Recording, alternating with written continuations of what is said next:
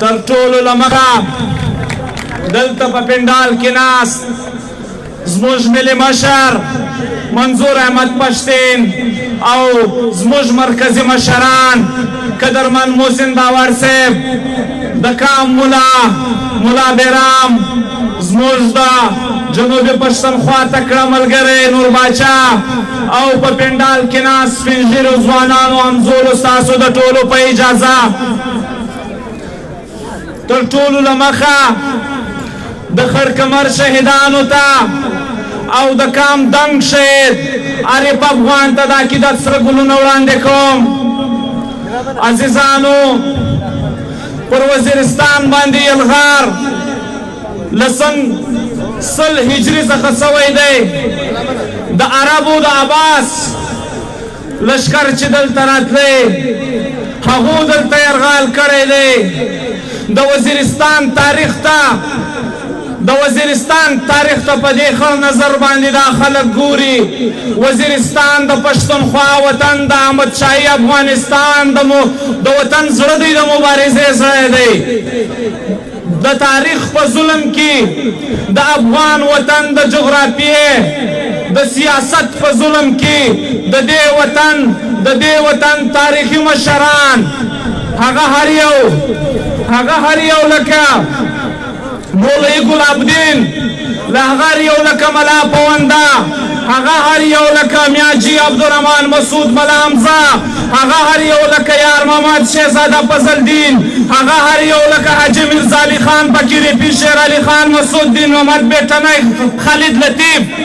دا ټول د سیاسي تاریخ له موږ څخه ورک کړي دي. د پښتونخوا وطن د لوی افغانستان چې احمد شاهي افغانستان و چې پر څنګ باندې مو هند و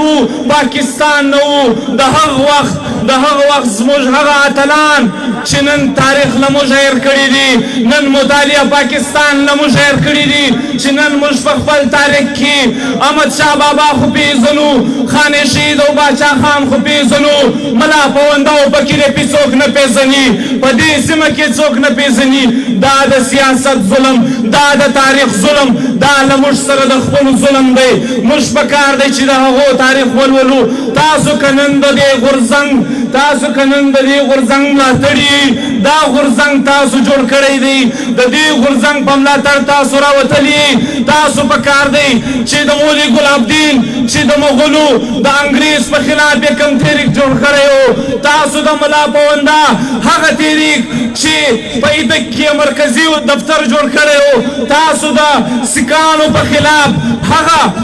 ښاغلي غښتلي مبارزین یاد کړئ چې د پښتونخوا وطن له پېښور په دې خوا د کوهاټ پر سیمه باندې دا سیکانو دا توان نه لرلو چې په وزیرستان ننوځي. تاسو خپل هغه دنګ اتل، هغه ملنګ اتل فقیري پیر چې وزیرستان یې وګټلو، خو بیا به شاید زما او ستا په نورو مشرانو کې دا په دلیل، دا په تاریخ، دا زه په خپله څومره ویونو باندې زه دا په ډېر چیلنج په ډېر ویاړ وایم چې له فقیري پیر سره د وخت پښتونخوا وطن سیاسیانو د پښتونخوا وطن قانونو ظلم کړی دی. وزیرستان له انګریزانو فقیري پیر آزاد کړی دی. پر دې ټوچي سیمه باندې ټول انګریزان هغه هر یو لکه د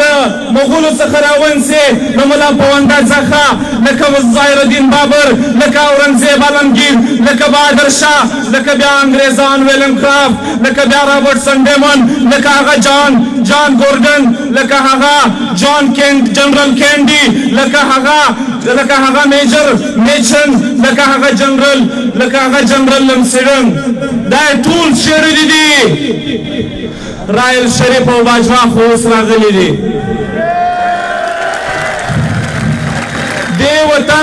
دې وطن د دې دنګو غرونو تاریخ تاسو ته څه پته ده؟ د دې وطن د دنګو غرونو تاریخ له هغو وپوښتئ چې پاکستان ځینې یېرونه نموریات کو پراخ چیک پوسټ باندې اوس بیرغ تازه کوي، خپل بیرغ ځینې یېرو هغه دي چې اوس ورختلي دي تازه کوي.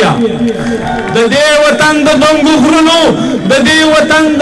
غرونو د دې وطن اتلان زما او ستا ویاړ دي ما او تا پکار دی چې یاد یې کړو هغه که دا نن له موږ سره په پنډال کې ناست دي هغه دا د هغه تاریخ روزل سوي ځوانان دي دا د هغه تاریخ اتلان د هغه تاریخ مبارزین چې موږ ته دا تاریخ په میراث کې پاته دی پر هغه باندې که نن هم زه ورته ننګ نه وکړو پر هغه باندې که زه نن زه ورته غیرت نه وکړو بیا ما او تا تاریخ نه ماپوي زما او ستا ژوندي اتلان چې مبارزه یې کوله هغه یې ورک کړل زما او ستا ژوندي هغه ښاغلي اتلان چې وطن یې راته وګټلو د غازي امان الله خان له د استقلال آباد د سکاوي وپوش تیار محمد خان د واڼه هغه شکست ورکړی و د سکاوي وپوش ته اول شکست هغه ورکړی و نن ما او تا څه خیر دی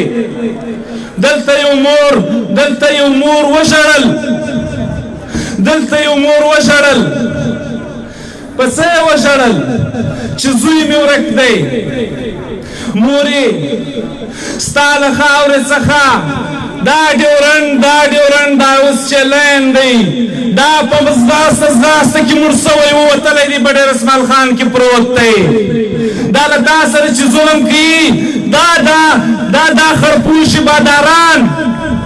دا د هغو مزدوران دي په برطانیه کې چې ناست دي چې تا د هغو نیکهګان له دې خاورې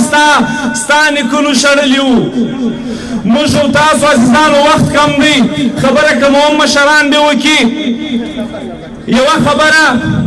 ضروري ده چې موږ او تاسو تنظیم سیاست مزاحمت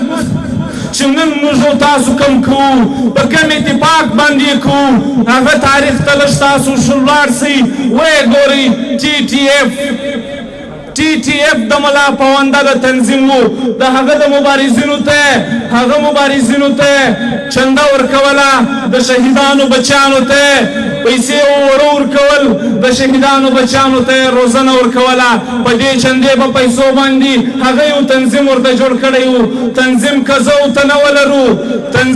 زه ورته نه ولرو بیا تحریکونه دلته نه دي پاته سوي تحریکونه دلته ورک سوي دي موږ او تاسو به تنظیم مضبوط منظمه کوو تنظیم به جوړوو په ویاړ او په اتفاق په اتحاد به جوړوو په لارو کې به منزل نه غواړو منزل ته به لار غواړو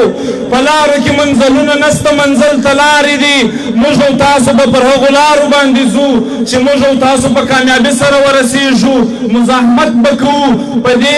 دې د تاخیل کې چې به کله ظلم کېدی دا دوکانونه خو موږ اوس ولیدل موږ ته به هلته بل تصویر جوړېدی دا خبر مې کوله چې په وزیرستان کې ډېر ظالمان خلک دي په وزیرستان کې غله دي په وزیرستان کې ډاکوګان دي په وزیرستان کې لوی ترهګر دي بیا چې کله تاریخ ولوست بیا د انګریزانو په تاریخ کې بیا د فارورډ پالیسي په دور کې بیا د هند په دور کې هم چې کله برطانیې دلته ظلم وکړي او شکست یې وخوړی بیا هغو دا خبر کړې وه چې و دنیا ته چې دلته ډېر ترهګر دي دلته بدماشان دي دلته جاسوسان دي او دلته پلانان دي خو دا نن موږ ومنله چې دا د پاکې مینې لیونې دي دا د وطن د خاورې پر مینه پر ننګ لیوني خلک دي دې دپاره موږ دلته راغلي یو ستاسو سره ولاړ یو دا تحریک دا غورځنګ د لر او بر پښتون افغان وطن غورځنګ دی پر دې باندې نور څوک هېڅ یلغار نشي کولی علام داسې خوشحاله لره علام داسې په اتفاق لره دا هغه د تاخیل چې د شپې به بمبارۍ پکې کېدې ماخوستن پکې اتڼونو ځوانان ګرځېدل څوک پکې نه ښکارېدل هغه خلک چې بمبارۍ یې کولې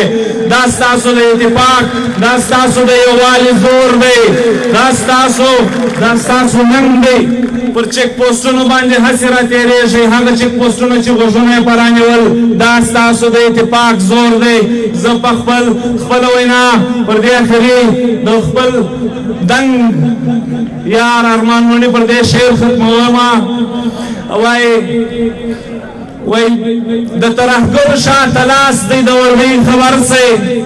د ترهګرو شاته لاس دی د وردۍ خبر سے پر دیوال کاژم دا شعار ما احتجاج کړی دی او لالا زما د بچو غم بخورې که نه راغلمه لالا زما د بچو غم بخورې که نه راغلمه زم پرې کوم دا ازغن تار ما احتجاج کړی دی ډېره مننه په درناوي